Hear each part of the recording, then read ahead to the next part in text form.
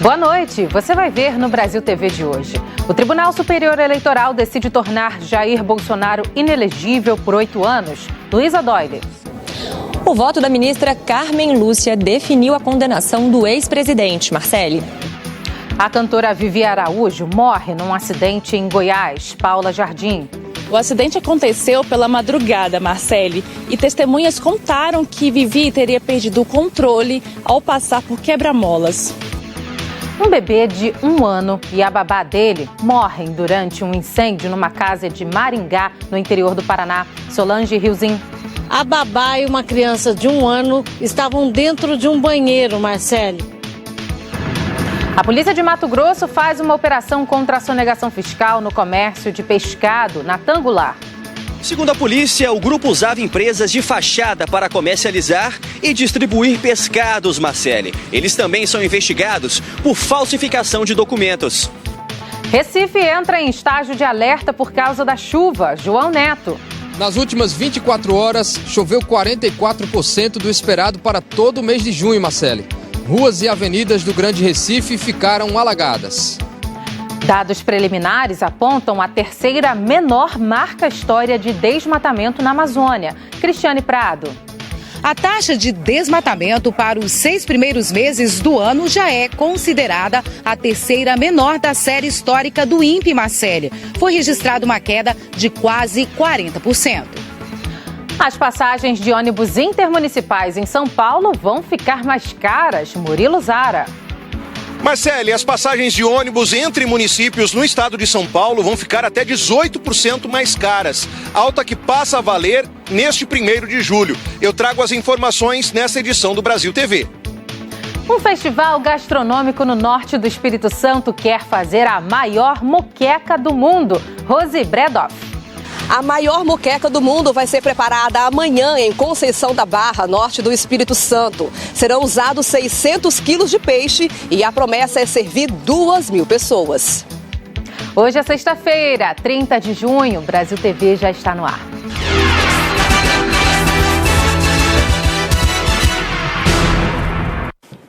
O ex-presidente Jair Bolsonaro está inelegível pelos próximos 8 anos. O julgamento no Tribunal Superior Eleitoral terminou com 5-2 pela inelegibilidade. O voto decisivo foi da ministra Carmen Lúcia. A Luísa Doyle traz todas as informações direto de Brasília. Oi, Marcele. Por 5-2, o Tribunal Superior Eleitoral tornou Bolsonaro inelegível por 8 anos. Os ministros entenderam que houve abuso de poder político e uso indevido dos meios de comunicação por parte do ex-presidente durante uma reunião que aconteceu no Palácio da Alvorada em julho do ano passado, há poucos meses da eleição. Bolsonaro recebeu embaixadores estrangeiros, fez ataques ao STF, ao TSE e disse que o resultado das eleições de outubro não seria confiável. Usou argumentos que já haviam sido desmentidos por órgãos oficiais. O julgamento aqui no TSE começou na semana passada. Os primeiros votos foram dados na terça-feira e ontem. E hoje houve, portanto, a conclusão desse julgamento. Houve agravos contundentes contra o Poder Judiciário, a desqualificação do Poder Judiciário, um ataque deliberado com a exposição de fatos que já tinham sido também objetiva, formal e profundamente refutadas por este Tribunal Superior Eleitoral. E não há democracia sem Poder Judiciário independente. A alegação que é feita sem que houvesse provas, nem contra o processo eleitoral, nem contra a Justiça Eleitoral, nem contra os ministros dessa casa, não tinha razão de ser, a não ser efetivamente desqualificar a própria Justiça Eleitoral e o próprio Poder Judiciário e com isso atacar-se a democracia. Isto tudo de desqualificar esta consciência de perverter faz com que não apenas o ilícito tenha acontecido colocando em risco a normalidade e a legitimidade do processo eleitoral e, portanto, da própria democracia, mas isto foi divulgado, ou seja, com o uso indevido dos meios de comunicação para solapar a confiabilidade de um processo sem o qual nós não teríamos sequer o Estado de Direito, porque a Constituição não se sustentaria, presidente. O último ministro a votar foi Alexandre de Moraes, que é o presidente aqui do TSE. Ele disse que a liberdade de expressão não justifica a propagação de mentiras. O presidente da República que ataca a justiça eleitoral, ataca a lisura do sistema eleitoral que o elege há 40 anos, isso não é exercício de liberdade de expressão. Isso é conduta vedada.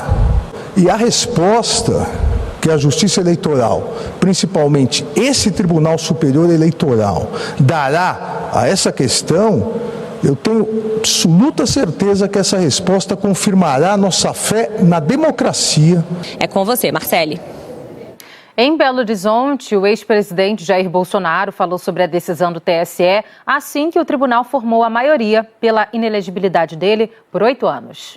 Eu acredito que tenha sido a primeira condenação por abuso de poder político. Acredito que tenha sido este o meu crime.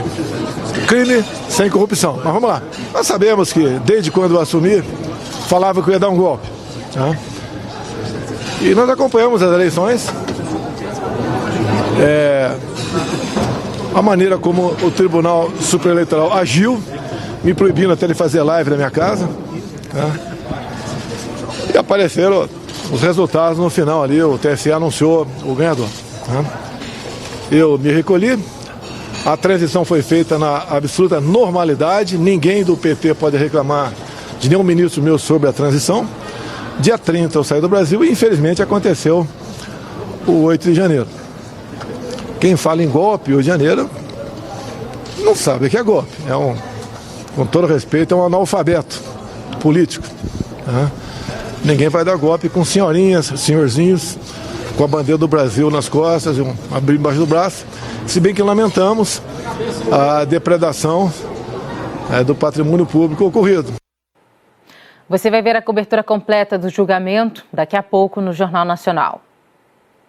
Um bebê de 1 ano e a babá dele morreram no incêndio numa casa de Maringá, no interior do Paraná.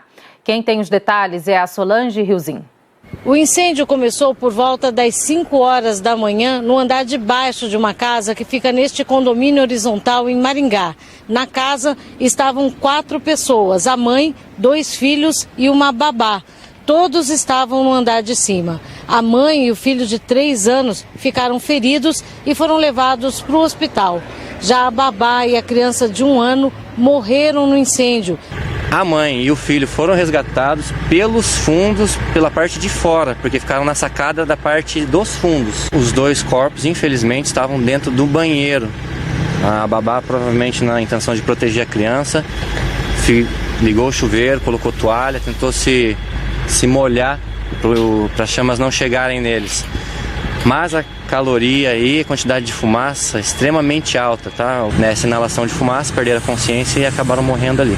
Segundo os bombeiros, ainda não se sabe a causa do incêndio. Eu volto com você, Marcele. Que tragédia.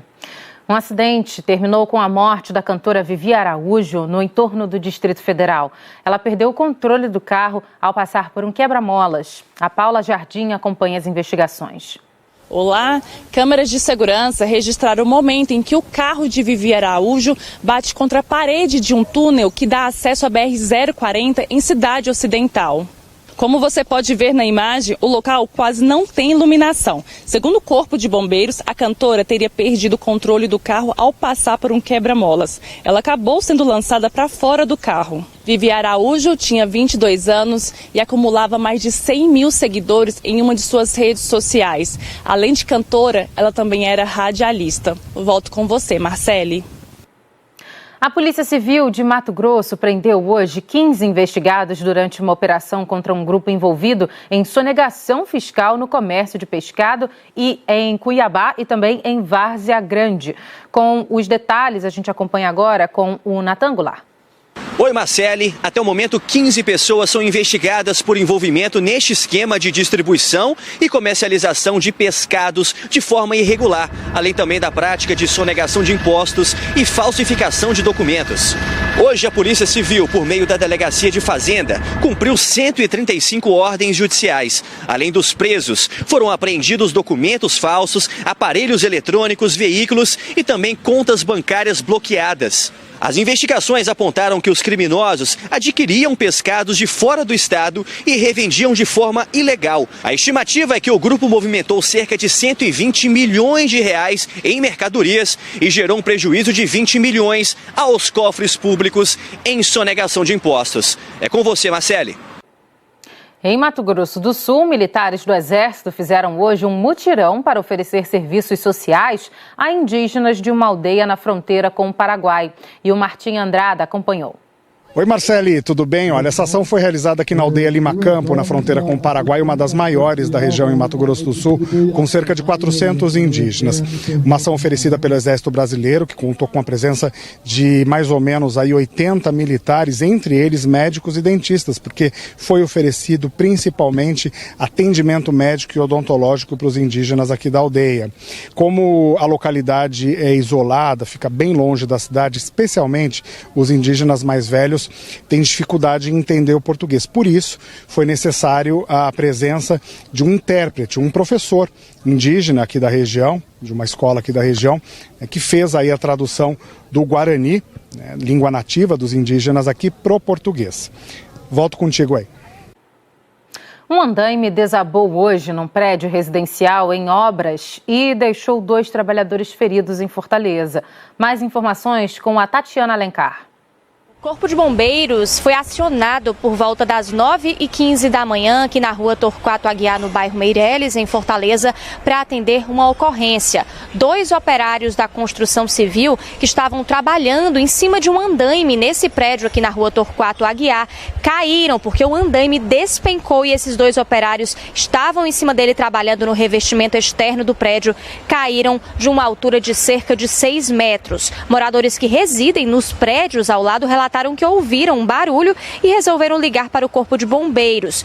A corporação, o Corpo de Bombeiros, foi acionado e veio junto ao SAMU. Os 2 homens foram socorridos, foram encaminhados à unidade hospitalar e identificados como José Marcelo Felipe, de 57 anos, com a fratura no tornozelo esquerdo, e Custódio Julião de Oliveira, de 55 anos, com uma fratura no fêmur direito e uma fratura exposta no fêmur esquerdo. Eles saíram daqui conscientes, sentindo muita dor, afinal de contas despencaram de altura de pouco mais de 6 metros, mas estão bem, estão conscientes e passam bem no momento. O Corpo de Bombeiros não precisou fazer mais nenhuma operação por aqui, apenas o SAMU. Essas são nossas informações e eu volto com você no estúdio, Marcele. Agora um aviso para os passageiros de São Paulo. A partir de amanhã, o preço das passagens de ônibus intermunicipais vai ser reajustado. O Murilo Zara tem as informações. Oi, Marcele. Então, essa alta é de até 18%. Ela foi autorizada e publicada lá no mês de maio e passa a valer agora, em 1º de julho, tanto para ônibus suburbanos quanto para rodoviários. O anúncio foi feito no dia 17 de maio deste ano pela Artesp, agência que regula os transportes no estado de São Paulo, e autorizou o reajuste nos preços das passagens dos ônibus intermunicipais a partir deste 1º de julho. As bases tarifárias foram reajustadas em 18%, tanto para os serviços de característica rodoviária quanto para os serviços de característica suburbana.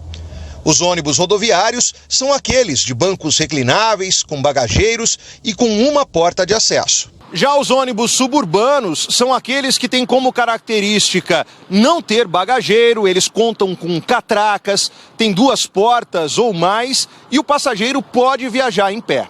Eu volto com você, Marcele. A Petrobras vai reduzir o preço do gás de cozinha e da gasolina a partir de amanhã nas refinarias. A gente vai ver aqui no telão. Você vê, olha, o botijão de 13 quilos agora vai para R$ 31,66. Já o preço do litro da gasolina caiu para R$ 2,52 o litro, uma diferença de 14 centavos. Essa é a segunda redução no preço da gasolina anunciada pela Petrobras em 2 semanas. Lembrando que amanhã o Imposto Federal, PIS/COFINS, sobre os combustíveis volta a ser cobrado.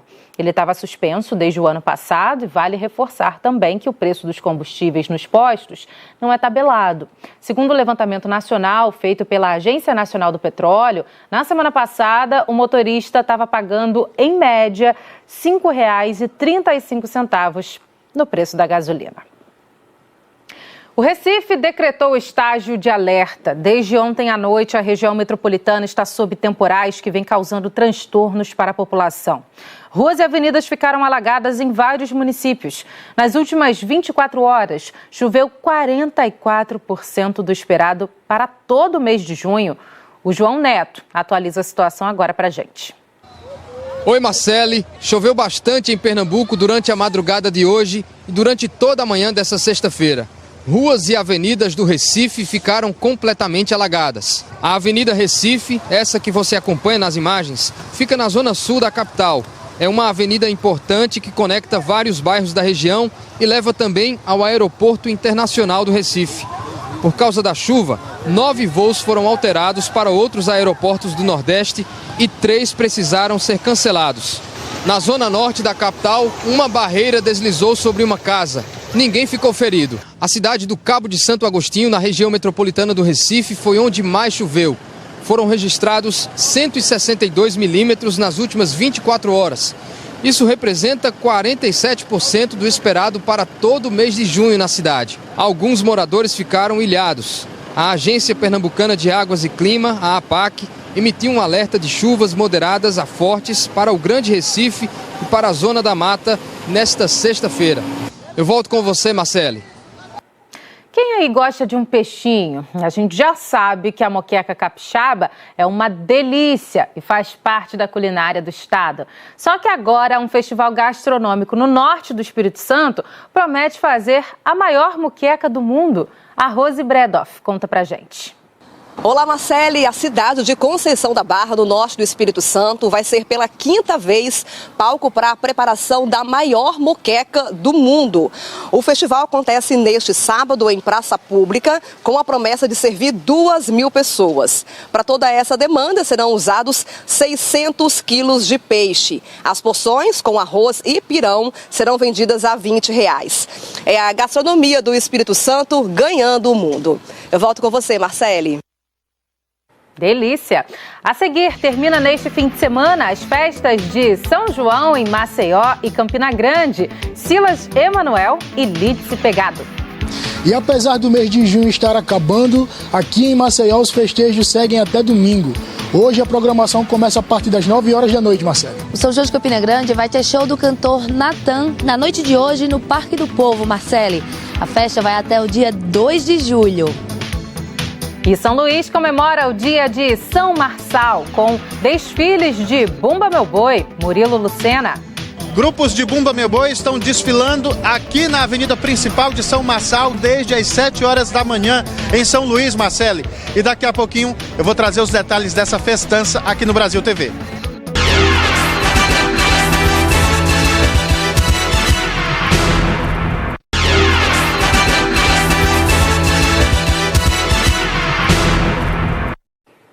Estamos de volta com os números do desemprego no Brasil, que caiu para o menor nível em 8 anos. Vamos ver comigo aqui no telão?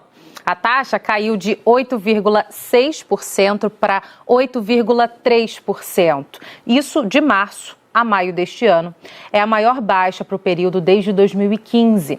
Há um ano, o desemprego estava em quase 10%. O IBGE explicou que esse recuo em relação ao trimestre anterior tem a ver com a queda no número de pessoas procurando trabalho.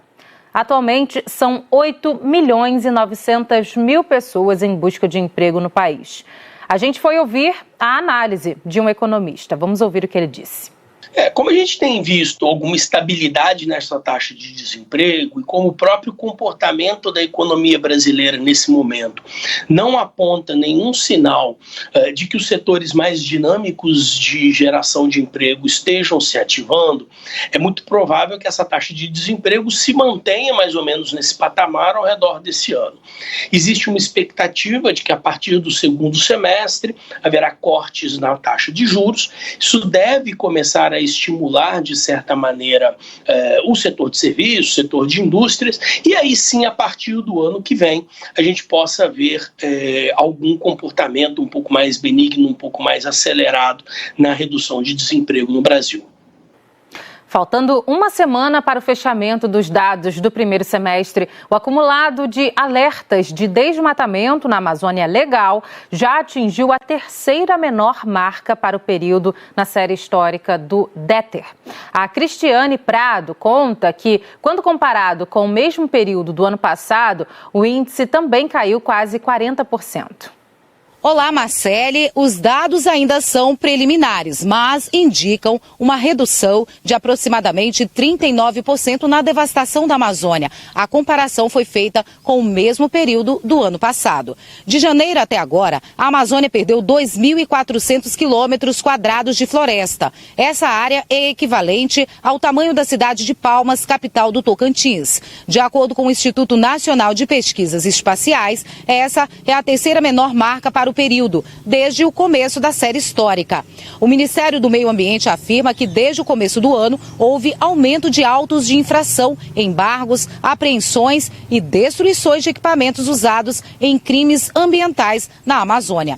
O governo federal informou ainda que atua em conjunto com os governos estaduais e que já foi anunciado concurso público para o Ministério do Meio Ambiente e também a previsão de realização de concurso para o IBAMA e ICMBio ainda neste ano.